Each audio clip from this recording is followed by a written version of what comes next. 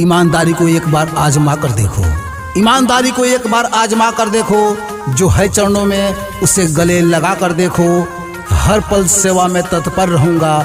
बागडोर एक बार ward number 29 की थमा कर देखो। बागडोर एक बार वार्ड नंबर 29 की थमा कर देखो। जी हाँ मेरे मतदाता मालिकों, आपसे एक बार अपील है कि अपना एक एक बहुमूल्य वोट अपने आर्येंद्र कुमार उर्फ प्रसादी भाई को दे करके एक बार सेवा करने का मौका दें, ताकि अपने जिला पंचायत वार्ड नंबर 29 का संपूर्ण विकास किया जा सके। अपने वार्ड नंबर 29 के विकास के लिए अपने आर्येंद्र कुमार उर्फ प्रसादी सिंह को ही अपना एक एक बहुमूल्य वोट देकर भारी बहुमत से विजयी बनाएं, भारी बहुमत से विजयी बनाएं।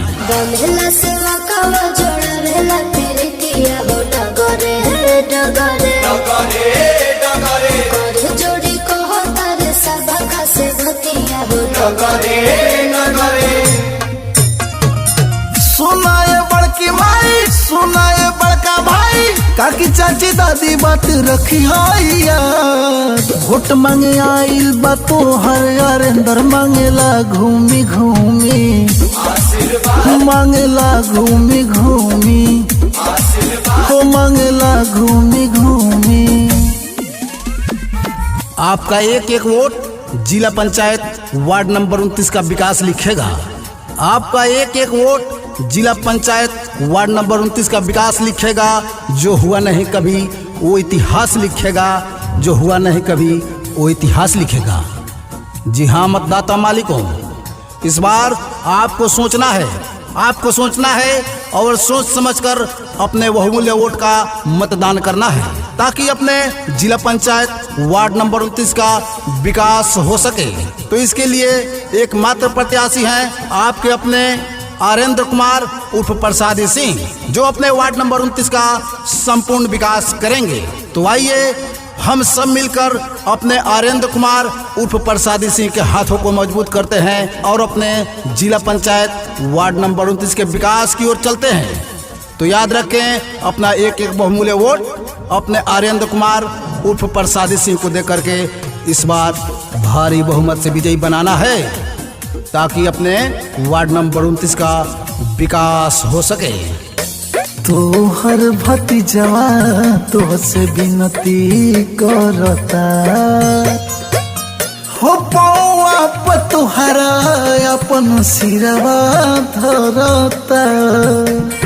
और सुनी लागल बाटे मन में लगनिया, धरम रखे हर बड़ा की बहनिया। सुनाए मामी मौसी, सुनाए संगी साथी, हो जाए हमारा पसाबे दया। आइल बा वोट मांगे तो हर आर्येंद्र मांगेला घूमी घूमी, मांगेला घूमी घूमी, मांगेला घूमी घूमी। समय मिली सुतार ना मिली, समय मिली सुतार ना मिली, तिथि मिली लेकिन त्योहार ना मिली। आदमी तो ढेर मिली हैं, लेकिन अपना आर्येंद्र कुमार उर्फ प्रसादी भैया के जैसन व्यवहार ना मिली, व्यवहार ना मिली। ऐसे कहे के बा कि रउआ सबके अब की बार एकजुट होके अपना आर्येंद्र कुमार उर्फ प्रसादी सिंह के अपना एक एक कीमती वोट देवे के बा और अपन जिला पंचायत वार्ड नंबर 29 के आदर्श जिला पंचायत सदस्य बनावे के बा, ताकि अपना वार्ड नंबर 29 के विकास हो सके। ऐसे ध्यान देवे के बा सबके, ना भूले के बा ना भुलावे के बा।